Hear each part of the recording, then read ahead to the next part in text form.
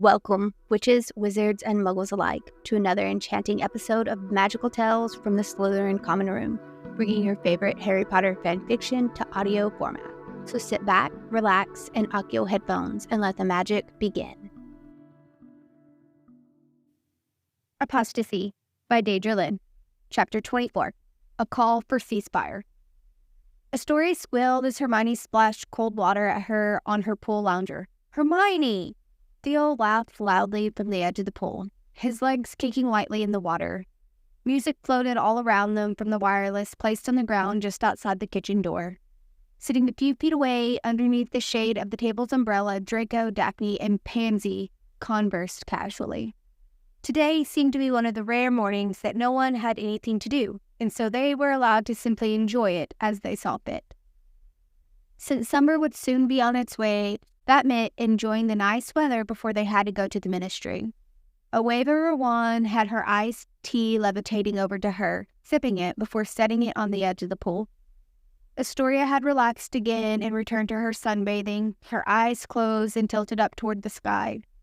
It was just a little too tempting.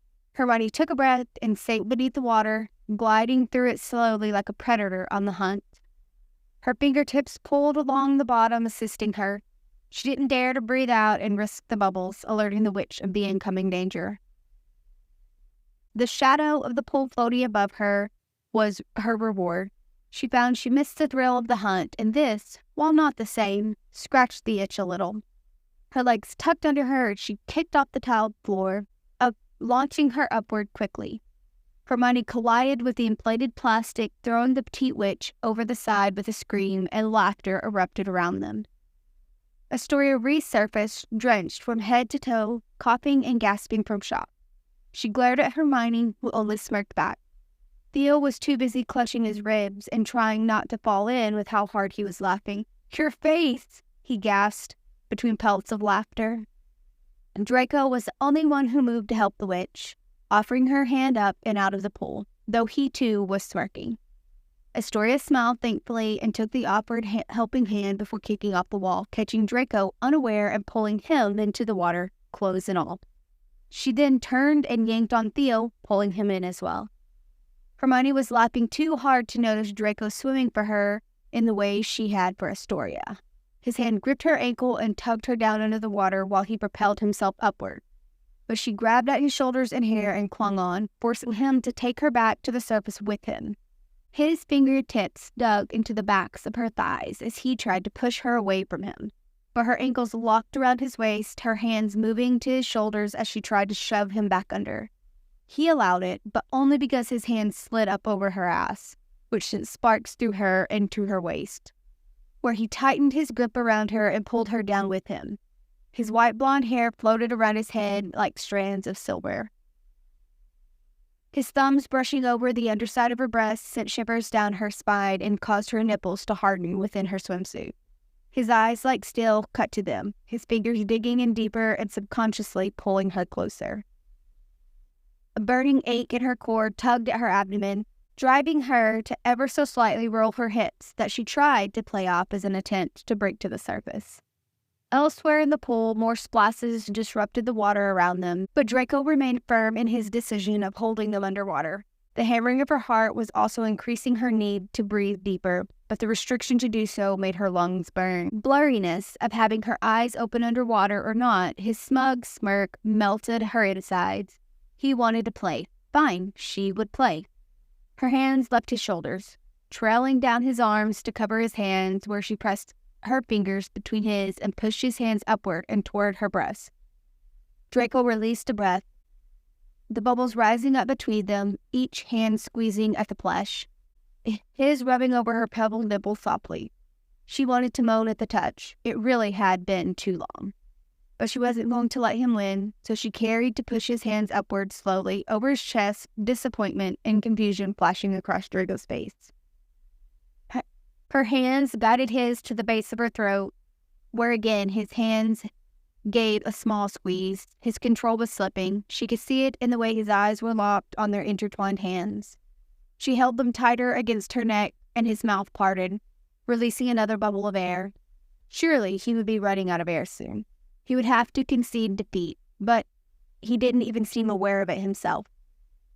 She snaked their hands to the underside of her jaw, pushing his thumbs outward to stroke her flesh. His eyes clashed with hers, and she could see it, even through his haze. The white-hot desire was there. So then why was he holding back? She kept going, pushing their hands up and into her hair, his fingers clenching around the loose strands and pulling her closer to him, their hips aligning. Her eyes fluttered closed at the feel of his solid cock pressing against her involuntarily. Her lungs were burning now, and her head was starting to spin. She needed to get to the surface, but she refused to give him the victory. Her heels dug into his ass cheeks, her hands making their way back to the nape of his neck, where her fingers weaved through his hair, softly massaging her nails against his scalp. If they had been above water, she would have thought he would have purred because of the way his eyes fluttered. Her lips turned upward, pleased that she could have that effect on him, savoring it before her grip tightened instantly, tugging hard. His instinct was to hiss, which again let more air escape him. He finally seemed to realize the true nature of the game with widening eyes and a smirk to match her own. He just needed to make the first move. If he did, then she would give him everything, probably more than she should want to give him. This little crush of hers was getting rather out of hand. He entered a room, and she knew about it because of the fucking butterflies would start flipping. She had taken a training specifically when he didn't, because she would be distracted and more focused on the way his muscles rippled than on Daphne's incoming blow. She needed him to make the first move because she couldn't be that girl. The girl who made all the moves and trailed around after a guy who didn't want her as much as she wanted him.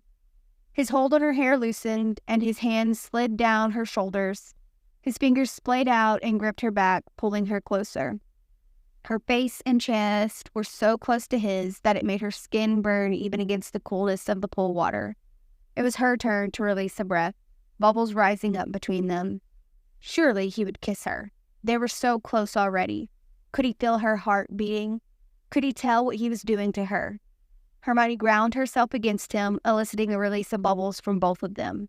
Her lungs were constricting, burning with the need to release what breath she had left and renew it with fresh air. But surely this would be it, right?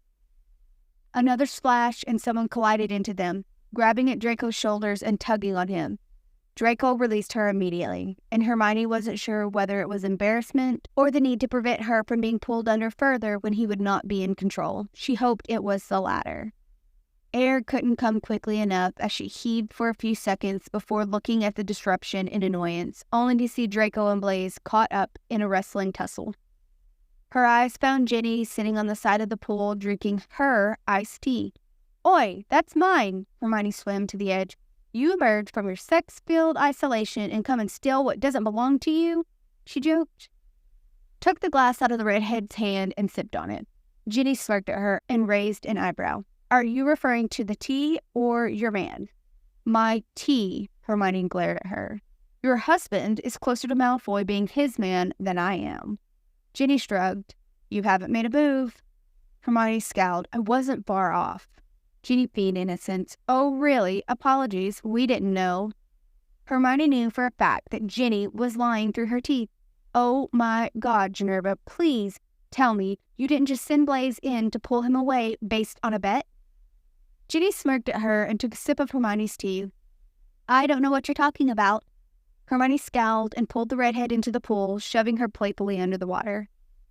The foyer was not as clean as she would have liked, but at least it was better than it had been when they had inspected it 2 days prior when they had begun the planning of this announcement. There were a few very timid-looking journalists huddled together as if it would bring them any level of safety. It would not. If they wanted them dead, they would already be so. Hermione rolled her head in an attempt to loosen her muscles. Today needed to go well.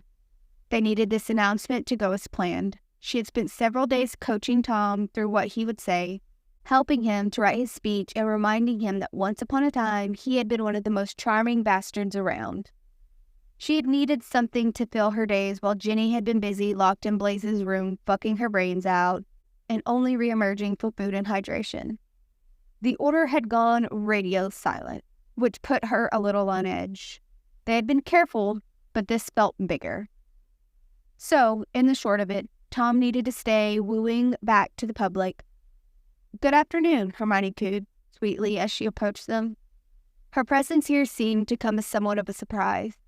In the years following the war, the majority of the media outlets had shut their doors. Their clientele had largely gone underground and so didn't risk ordering the Daily Prophet lest an owl be seen delivering it.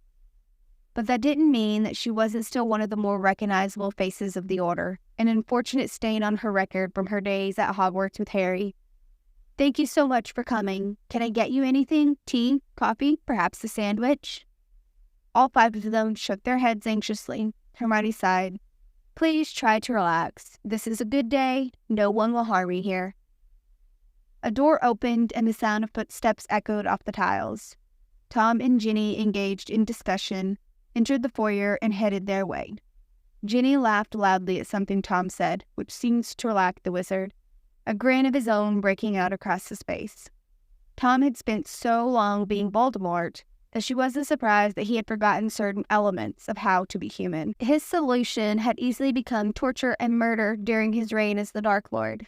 But during that time, his insecurity had been allowed to fester, his paranoia convincing him that everyone and everything was out to destroy him and take what he had. To be fair to Tom, in a way, they had. "Hello, I'm so sorry to have kept you waiting. Tom Riddle, pleased to meet you all." Tom's suave voice rippled like velvet. It was a line that they had practiced a few times together in an attempt to get him past his disgust of the word sorry. That first afternoon had been the most frustrating of her time with him to date. His stubborn refusal to utter such nonsense had wasted an entire day. But here you would never have guessed. Hermione puffed up with pride as he offered his hand to the reporters in a friendly gesture. The reporters slowly took his offered hand one at a time and shook it lightly. They had not been told the nature of their visit today, only that they would be receiving an announcement and that they would need to meet at the ministry. "Can we get you anything? Food? Drink? No? Then perhaps you would like to get started then. I'm sure you're curious why I've requested you here today. I would like to announce my decision to step into the role of Minister for Magic." Tom indicated to the Chase Lounge that they had brought in specifically for the interviews. The 5 reporters sat awkwardly and all pulled out variations of quick notes while Tom sat in the armchair opposite them. "I think that our citizens have suffered long enough, caught up in the Order's crossfire for too long. It's time we put an end to this madness and stop allowing these terrorists to destroy our community." Hermione watched as the confusion passed over the reporters' faces. One of the braver wizards raised his hand. "I'm sorry to interrupt, but I'm afraid I'm very confused. Is it not your desire to exterminate the Muggle population?" Hermione felt for the poor lad. He looked near wetting himself under Tom's sharp gaze. It was almost comical. Hermione chuckled, and Tom seemed to remember himself, chuckling lightly himself. "Oh dear, the misinformation being passed around really is rather damaging," Ginny mumbled, earning them more looks of confusion. "Not at all." Tom shook his head in disbelief. "No, I'm afraid that stems from vicious rumors spread by the Order terrorists. I don't want to exterminate them. I want to bring them into our world." Hermione beamed proudly at him. He didn't even hesitate. It had been entirely believable, and it was not at all as though it had been rehearsed for several hours. "I think that our world should be open to both sides, and that we should be stepping out of the darkness, allowing the technological advances of the Muggle world to propel us into the modern day. In return, there are many things that the wizarding world can do to increase the quality of Muggle daily life as well." The reporters all stared at him wide-eyed. "I'm sorry, sir?" Tom waved his hand dismissively. "Someday, perhaps, but not for now. I want to focus on rebuilding our community, getting us back on our feet, which is why I've asked you here today. I would like to issue a public statement ordering that my first official act as Minister for Magic, as decreed in the state of emergency under Article 119, Section 194B by the Wizengamot, be immediate surrender and ceasefire of those Order radicals. Too much bloodshed has taken place and too much damage has been done. These violent attacks are unnecessary, and our country's witches and wizards have been without safety and security of a functioning government and functioning economy for far too long. And how do you plan to fix that? A young woman who had fallen immediately into journalist mode asked. Our first two major projects will be the restoration and rejuvenation of St. Mungo's Medical Hospital and Hogwarts School of Witchcraft and Wizardry. Am I wrong to say that your Death Eaters were in charge during their final year of operation? Students were tortured and taught dark magic that was practiced on other students, correct? The witch narrowed her eyes at Tom, who, despite some tension in his shoulders, kept his composure. Ah, that was rather an unfortunate judgment call in the early days. I support Severus Snape stepping into the role, not knowing that he was, in fact, a spy for the Order. I can assure you that no such atrocities will take place when the school reopens. In fact, I've put effort into copying the proposed curriculum for your notes. Ginny pulled out a file with a slip of parchment inside and duplicated it and floated to each of them. The 5 reporters sat there, scanning over the page for a moment, no doubt confused by the total integration of Muggle sports and literary studies. The witch, obviously still not quite believing what they were selling, turned to Hermione and Ginny. You two are Hermione Granger and Ginevra Weasley, are you not? I was under the impression that you two were members of the Order. What do you have to say to those who will no doubt be confused by your sudden switch in allegiance? Hermione took a deep breath and tried to slow her racing thoughts. This witch still had a lot more fire left in her than she would have thought. Yes, that is true. Unfortunately, in our youth, we put our trust in those in positions of authority. We believed that they told us to be true because they were supposed to be the adults we could rely on. As we have grown up, we have become aware of things that our adolescent selves were not. The Order is rather unfortunately corrupt, and Kingsley Shacklebolt personally has an interest in keeping this war going. In what sense? The witch challenged. In the sense that he purposely withheld course-altering information in an effort to maintain the position he does, including, but not limited to, advancing technology, condoning the assault of Order members, and hiding prophecies that would change the course of the war, Ginny stated in a matter-of-fact tone.